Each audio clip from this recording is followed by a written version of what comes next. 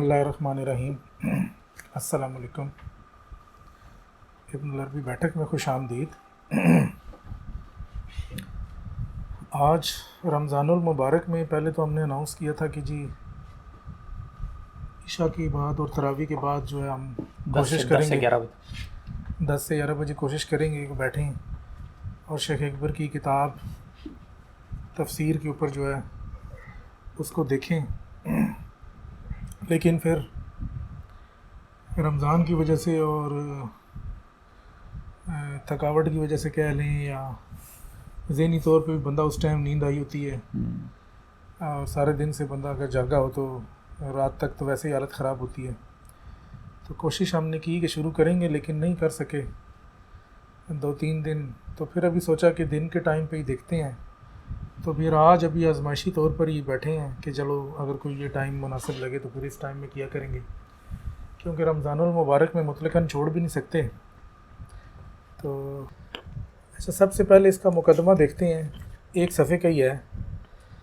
تو مقدمہ پڑھتے ہیں اور اس میں سے دیکھتے ہیں کہ شیخ نے اس کتاب کے مقدمے کے حوالے سے کیا کہا ہے۔ تو کہتے ہیں جی اللہ تعالیٰ کی جو کتابیں اللہ تعالیٰ نے نازل کی ہیں اس میں قرآن عربی ہے جو کہ سیدنا محمد صلی اللہ علیہ وسلم پر معجزے کی صورت میں یا اعجاز کی طریق پر نازل ہوا ہے، تو یہ ایسی کتاب ہے کہ جس میں نہ باطل آگے سے داخل ہو سکتا ہے نہ پیچھے سے داخل ہو سکتا ہے، یہ محفوظ ہے، اس میں نہ کوئی نقص ہو سکتا ہے اور نہ کوئی اس میں تبدیلی کی جا سکتی ہے۔ تو اس کی وجہ یہ ہے کہ اللہ تعالیٰ نے قرآن مجید میں فرمایا کہ اِنَّا نَحْنُ نَزَّلْنَا الذِّكْرَ وَإِنَّا لَهُ لَحَافِظُونَ، سورہ ہجر کی آیت نمبر 9، کہ ہم نے ہی یہ ذکر یعنی کہ قرآن جو ہے وہ نازل کیا ہے اور ہم ہی اس کی حفاظت کرتے ہیں۔ تو شیخ اکبر فرماتے ہیں کہ حفاظت یہ ہے کہ اس میں تبدیلی نہیں ہو سکتی، اس میں تحریف نہیں ہو سکتی، اس کو چینج نہیں کیا جا سکتا، جبکہ پہلی کتابوں کے ساتھ یہ معاملہ نہیں تھا اور نہ ہی وہ اعجاز کی طریق پر نازل ہوئی، یعنی کہ پہلی جو آسمانی کتابیں۔ تو شیخ فرماتے ہیں اسی لیے ان کتابوں میں تبدیلی بھی ہو گئی اور اس کے حروف کو بھی بدل دیا گیا۔ تو آگے مقدمے میں فرماتے ہیں کہ جی جب ہم اہل کتاب سے کوئی چیز یا ان کی کتابوں کے حوالے سے بات کرتے ہیں تو نہ ہم ان کی تصدیق کرتے ہیں نہ ہم ان کی تکذیب کرتے ہیں، بلکہ ہم یہ کہتے ہیں کہ جی ہم اللہ پہ اور اس کے رسول پر ایمان لائے، تو اگر یہ بات سچ ہے تو ٹھیک ہے، ہم اس کو تکذیب نہیں کرتے، اور اگر یہ بات جھوٹ ہے تو ہم اس کی تصدیق نہیں کرتے، کیونکہ رسول اللہ صلی اللہ علیہ وسلم نے ہمیں اسی طرح سے فرمایا ہے۔ تو یہ مقدمے کا ایک پیراگراف ہے۔ اگلے میں فرماتے ہیں ڈاکٹر اقبال خان صاحب ہیں، یہ پوچھ رہے ہیں کہ کون سی کتاب ہے، کتاب کا نام پوچھ رہے ہیں۔ یہ جناب دوبارہ سے کتاب کا نام بھی اور صورت بھی ہے شیخ اکبر کی تفسیر،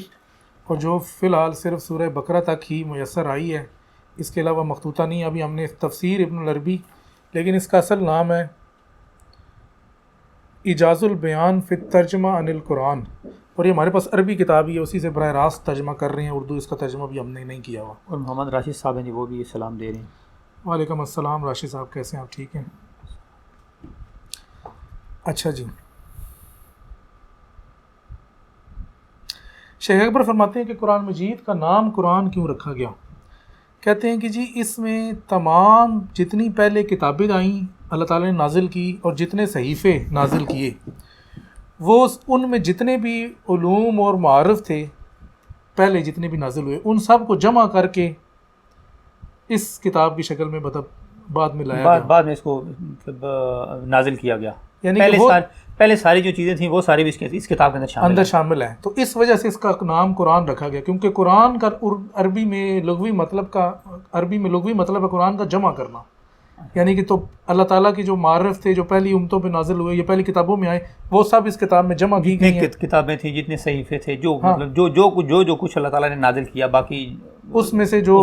بنیادی چیزیں تھیں وہ سب اس کے اندر ڈال دی گئی، جمع کی، اس وجہ سے اس کا نام قرآن ہے۔ صحیح۔ تو پھر کہتے ہیں کہ جی نبی علیہ السلام کا ایک قول ہے کہ اوتی تو جوامع الکلم، کہ مجھے جامع کلمات دیے گئے۔ تو وہ کہتے ہیں، شیخ اکبر فرماتے ہیں کہ یہ قول بھی قرآن مجید کے حوالے سے ہی ہے، کیونکہ قرآن مجید ہی وہ جامع کلمہ ہے کہ جو آپ صلی اللہ علیہ وسلم کو دیا گیا۔ اچھا جی، پھر اس کے بارے میں کہتے ہیں کیونکہ اس کے اندر حروف ہیں، آیات ہیں، صورتیں ہیں، معانی ہیں، اور یہ ایک معجز کلام ہے، اس وجہ سے اس کو کتاب بھی کہا جاتا ہے۔ ٹھیک ہے،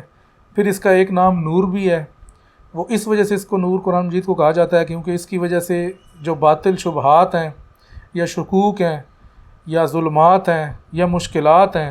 ان کا جو ہے وہ ازالہ کرتا ہے، مشکلات کو دور کرتا ہے، شبہات کا ازالہ کرتا ہے. تو اس صورت میں قرآن مجید کا ایک نام نور بھی ہے.